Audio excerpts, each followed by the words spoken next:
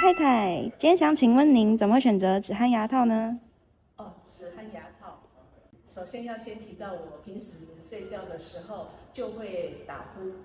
那随着年纪的增长，打呼的频率越高，不是像以前说累了才会打呼，现在是几乎每天晚上都会打呼，而且声音也会影响到枕边人的。那最主要是他自己也本身是在治疗这一方面的专业医师，他觉得有发觉到我在打呼时甚至会停止呼吸，他希望我去诊所治疗，但是多年来呢，我不以为意。就在我去教学医院做健诊中心做健诊的时候，本来以为自认为是一个健康宝宝，后来发觉我的眼睛并不是我自己想象中的那个白内障，结果经过检测，并不是白内障，而是我的视神经末端有萎缩变薄。那这个如果再不去改善的话，将来会有青光眼。我一听到青光眼，我就觉得事态严重。后来跟医师讨论，知道我有呼吸中止症，他希望我先从这一方面去治疗。这时候我先生就说你终于肯听了哈。然后拜这个科技发达技术，他现在的那个止鼾牙套是用奈米的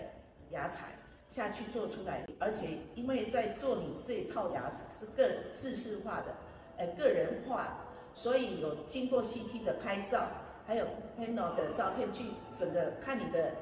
口腔内的空间，然后医师再去把你凭这些科学依据去制作出整套适合你的牙套，所以戴起来是蛮舒适的，可以戴得住。不是像我年轻的时候，其实我有戴过那个牙套，结果戴起来想吐就算了。那现在我戴了这么久的一阵子，我确实又经过检测，我止鼾的声音降下来，而且呼吸都很匀称，不会突然间终止，又突然间很大声。那在这些方面，我自己深深体会出，这个止鼾牙套确实帮助我许多，也改善了我这些方面的。然后现在也没有起床气了，就是先睡觉起来会醒来的时候会觉得眼睛好亮，然后也不需要说早上就想要喝咖啡来提神。这些是我觉得真的受惠不少，那对自己的身心也感觉到比较愉快，也比较有精神。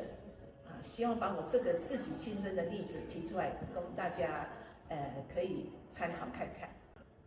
其实我自己打呼的问题也是非常的困扰，然后晚上睡觉我也常常会被自己的打呼声突然惊醒。早上起来的时候头也会很痛，然后嘴巴也很干，睡得不是很好。所以早上起来精神也很累。之后我依照医师的建议开始了佩戴止鼾牙套，使用以后我的打呼情况明显改善很多，终于可以一觉到天亮，不会再睡到一半醒来。第一次感受到呼吸畅通的感觉非常的好，头也居然也不痛了，也感觉大大的降低。真心推荐有打呼问题的朋友赶快去佩戴止鼾牙套哦。